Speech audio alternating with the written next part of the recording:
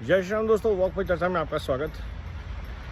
आज एक यूनिक चर्चा करने की इच्छा है कि क्यों वर्ल्ड की सबसे बड़ी बड़ी कंपनीज़ के सीईओज़ भारत से गए हुए लोग हैं और क्यों ऐसी कंपनीज़ भारत में खड़ी नहीं होती, ये लोग भारत में नहीं हैं। और ये आज की बात नहीं है, करीब 30-40 साल पहले ये लोग गए होंगे, 25-30 साल पहले, 40 साल जो भी। इन्होंने भी किसी मेरिट के बेस पे किसी कॉलेज में एडमिशन लेने की कोशिश की होगी। इंटेलिजेंट तो थे, एडमिशन नहीं मिला तो इन लोगों ने स्कॉलरशिप के लिए फॉरेन यूनिवर्सिटीज़ में अप्लाई किया, जिन्होंने इनकी क्वालिफ़िकेशन और स्किल्स को देखते हुए इनको स्कॉलरशिप्स दी। और आज इन लोगों ने वहाँ पे जाके इकोसिस्टम खड़ा करा, उस बड़े इकोसिस्टम का पार्ट बने, चाहे वो फाइनेंशियल कंपनीज़ हैं, चाहे वो फार्मा कंपनीज़ हैं, चाहे वो टेक कंपनीज़ हैं, उनमें बड़े हुए और उनको बड़ा किया। This is how the ecosystem works. और हमने भारत में टाटा, बिरला, रिलायंस, अंबानी, इनको बड़ा किया। बड़ी कंपनीज़ भारत में इन फील्ड्स में कम बनी। भारत में भी कुछ फार्मा कंपनीज़ बनी, इन्फोसिस बनी, बट कोई ग्लोबल जायंट नहीं बन पाया जो ग्लोबल डोमिनेंस की तरफ गया हो।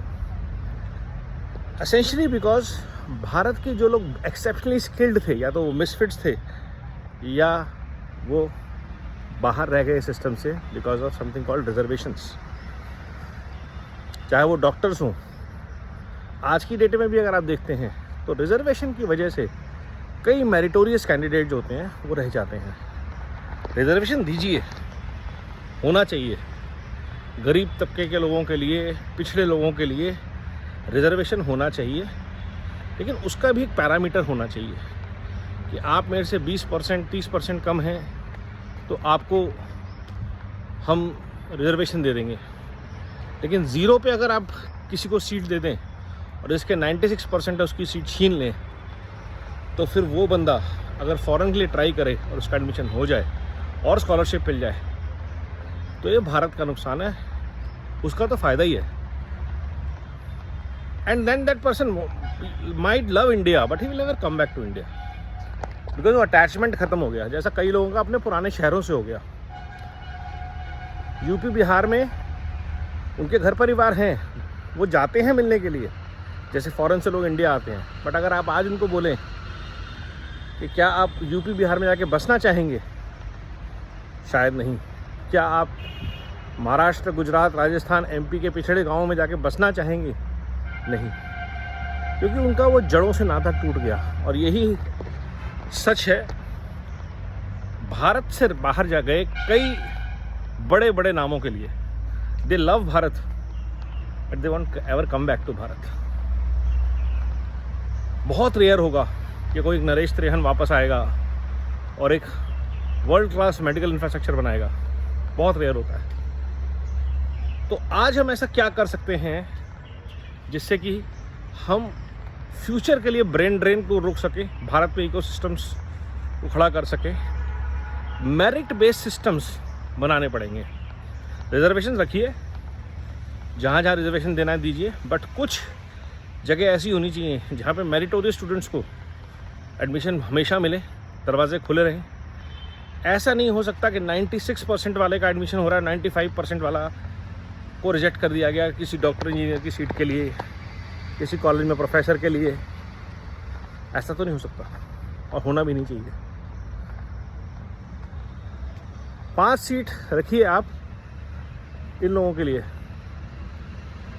10 सीटें रखिए, जो परसेंटेज है वो रखिए, बट जो सीट मेरिट के लिए हैं वो ज़रूर रखिए। मेरिट के बच्चों को काट के अगर आप दूसरों को सीट्स देंगे तो वो भारत का नुकसान होगा।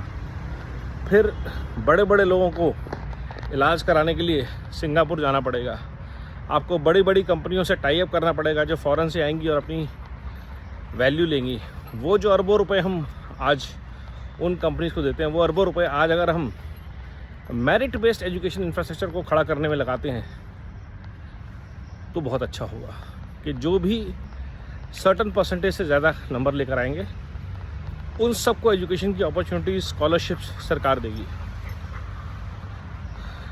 ये जो अपॉर्चुनिटी अगर, और ये प्राइवेट यूनिवर्सिटीज में होना चाहिए, they might reclaim their scholarships from the government, but meritorious students should get opportunity to study across the ecosystem, private universities, government universities included.